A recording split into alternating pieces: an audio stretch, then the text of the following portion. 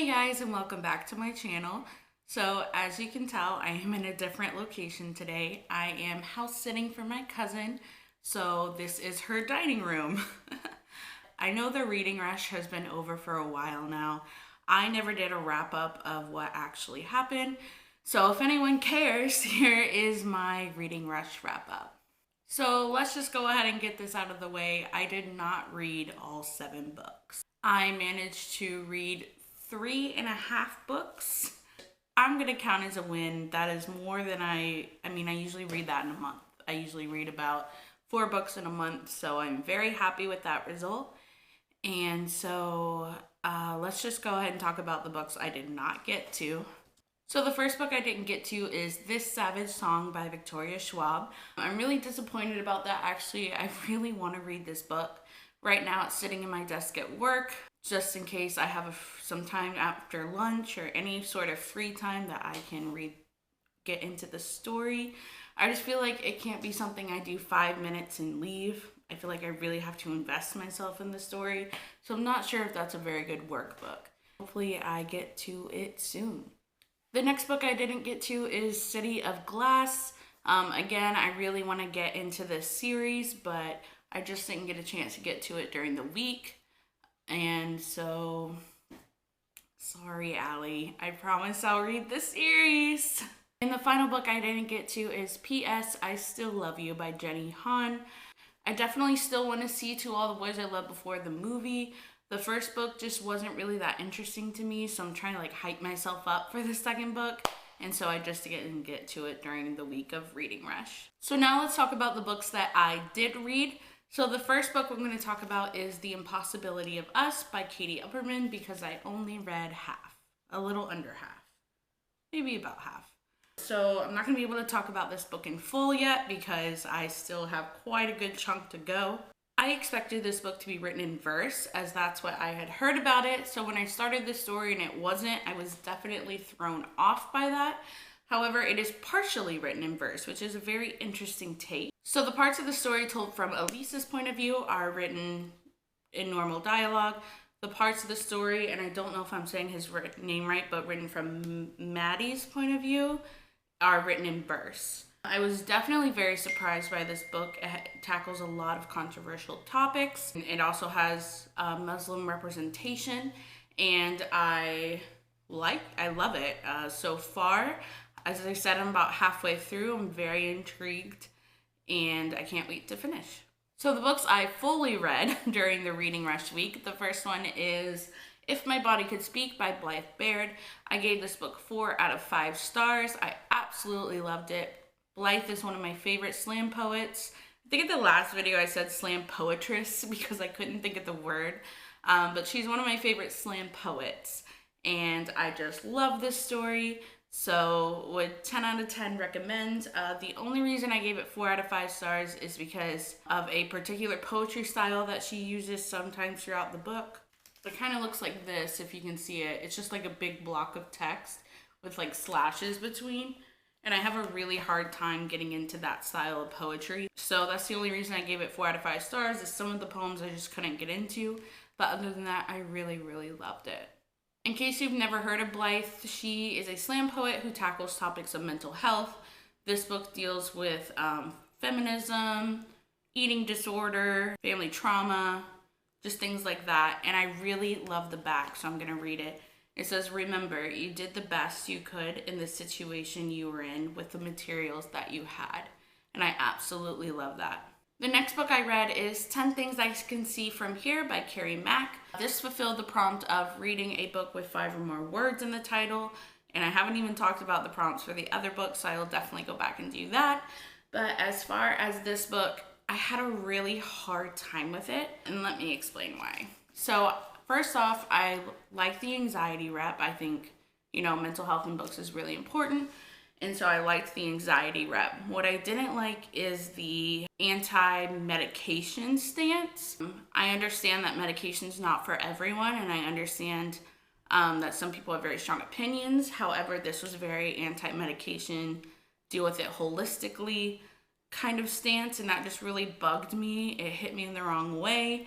Everybody deals with situations differently. I personally would never shame anyone for taking medication. I take medication for anxiety, so it just felt kind of off to me to read a book where the parents were very much like, you need to deal with this on your own, even though she's clearly like has anxiety 24/7, can't sleep at night because of it, like, and her parents know this, but I don't know, it's just a very hard thing for me to digest.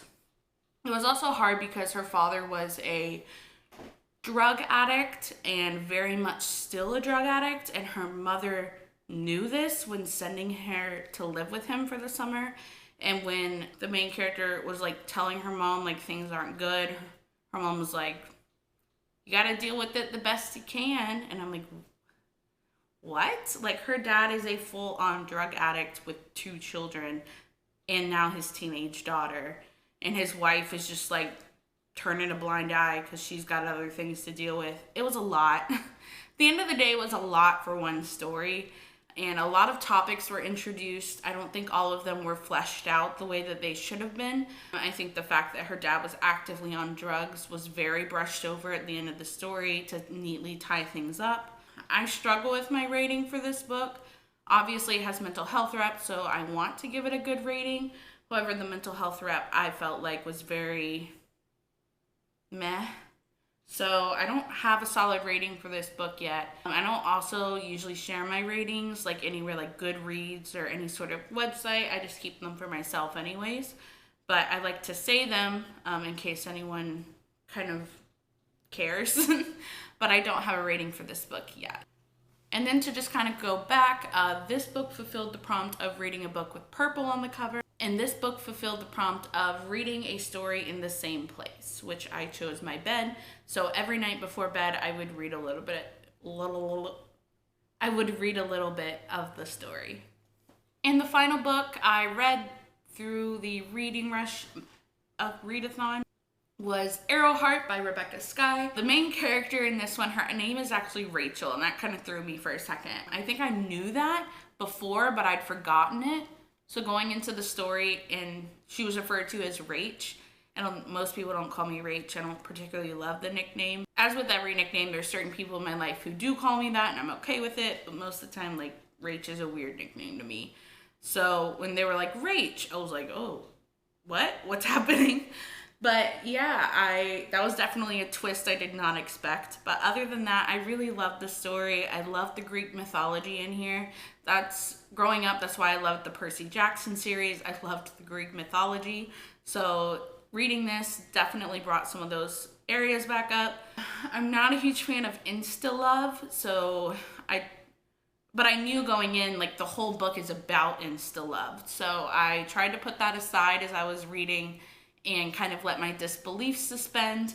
Overall, I gave it 4 out of 5 stars. I really loved it. It was such a cute rom-com read, I don't know, I just really loved it, and I would definitely recommend, especially for the Greek mythology aspect as well, because that was so much fun.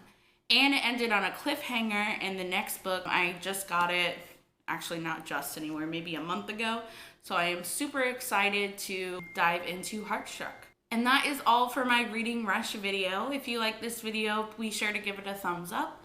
Subscribe for more videos. I know I'm pretty bad with a posting schedule. Work life is hard. Working 40 hours a week is hard on top of doing YouTube, and I applaud anyone that is able to do it. Like, you are my hero. Bow down to you. I can't. I also know I don't have the typical, like, booktuber setup. Right now I'm filming in front of a wall that has something on it. I don't know, a piece of art. And usually I'm filming just on my floor, in front of a fireplace, or in front of my couch, wherever I can film. I don't have in my apartment, I don't have space for bookshelves. So I just have like one shelf, and I keep a very select few number of books there. And the rest of my books I keep in storage at my parents' house.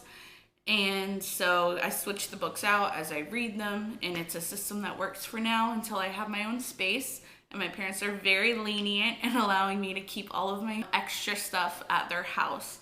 So yeah, I won't have the typical booktuber setup for quite a while until I have my own space. That is not a small apartment.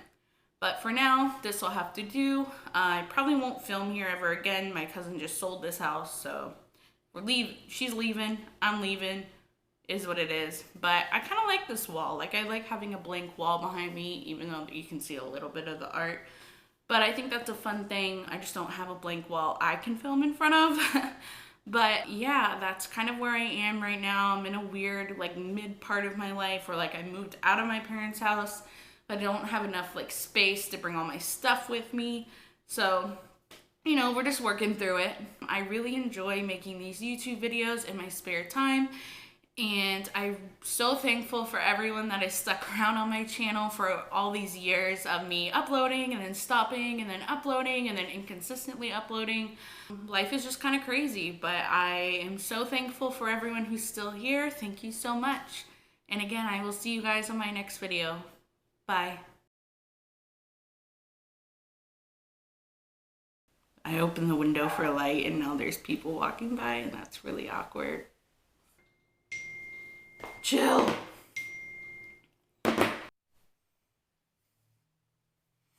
Welcome to Rachel Forgot to Film a Thumbnail.